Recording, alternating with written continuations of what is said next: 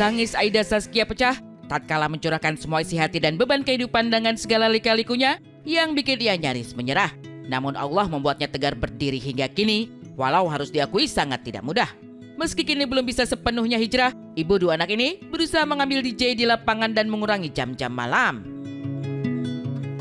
Dan sekarang lebih banyak DJ di lapangan gitu loh. Acara-acara menghibur masyarakat banyak gitu loh. Jadi kalau di lapangan kan paling jam 12 juga udah selesai gitu. Ya, pedangdut, aktris dan juga DJ ini memang melakoni perjalanan unik yang belum tentu bisa dilewati oleh kebanyakan orang. Sosoknya tengah menjadi buah bibir, terutama karena gagal nikah di tanggal cantik 10 September kemarin. Bayangkan betapa sakitnya hati harus mengubur semua mimpi bahagia di pelaminan hanya 2 hari sebelum hari H pernikahan dilangsungkan. Apa yang terjadi hingga Aida Saskia tiba-tiba gagal menikah? Bagaimana pula ia harus menanggung malu kepada teman-teman dan keluarga besar? Kan aku bilang ini hubungan mau dibawa kemana? Tanggal 10 sudah ditentukan tanggal pernikahan kita. Dia bilang kayaknya lebih baik kita udahan aja deh. Gitu. Tiba-tiba. Itu bilang berapa hari? 2 hari sebelum pernikahan.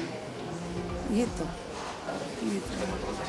Malu lah, lo kok bisa semua pertanyaan, dan capeknya aku mengulang pertanyaan seperti ini gitu loh. Makanya aku ngobrol ke media ini ya salah satunya untuk menjelaskan ke semua orang yang sudah tahu akan rencana pernikahan aku, kenapa batal, supaya mereka tahu apa penyebabnya gitu.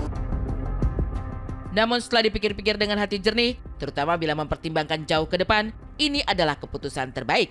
Selain banyak ketidakcocokan, beberapa waktu sebelumnya, sang kekasih sebenarnya juga ketahuan bermain serong dengan sahabat Aida sendiri. Memang banyak ketidakcocokan, ya kan. Terus kedua juga ternyata dia ketahuan mendekati sahabat aku sendiri. Ini bukan ke pertama kali ya, ini sudah yang ketiga kali. Terus yang ketiga kali ini sahabat sangat dekat banget sama aku, sudah kuanggap seperti adikku sendiri. Setiap aku berantem, aku pikir mereka video callan itu dengan durasi yang lama tuh curhat tentang gimana caranya memperbaiki hubungan gitu kan. Tapi ternyata beda. Namanya hidup, ya aku sih sekarang lebih ke mengambil hikmahnya aja lah ya. Setiap hidup pasti ada cobaan gitu loh, ada cobaan, ada kebahagiaan, dan mungkin sekarang lagi datang ujiannya gitu loh. Dan mudah-mudahan prosesnya nggak lama nih, proses sedih-sedihannya nggak lama gitu loh, karena nggak bisa munafik, kita manusia biasa ya pasti ngerasain sakit dan sedih gitu loh. Cuman kan nanti pasti akan ada proses bahagia juga gitu loh, dan mudah-mudahan bisa melewati proses ini secepat mungkin. Sudah jatuh, masih harus tertimpa tangga. Itulah barangkali gambaran atas kondisi janda cantik Aida Saskia.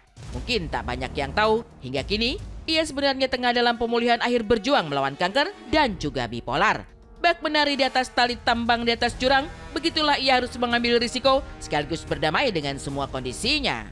Keadaannya sih alhamdulillah sekarang sudah kontrolnya, kan tadinya per 2 minggu sekali, per 3 bulan sekali, sekarang per setahun sekali gitu loh. Dan ini sudah masuk tahun yang mengharuskan aku kontrol nih tahun ini.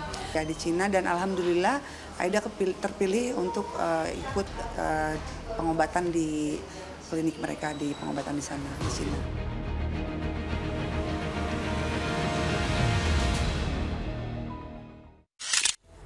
Ada pelangi setelah badai, mudah-mudahan ini peribahasa yang bisa dihidupkan oleh Kak Aida, karena kita juga nggak bisa membayangkan gitu ya, dengan sakit yang parah, terus juga ternyata salah satu mimpinya tidak bisa terrealisasi.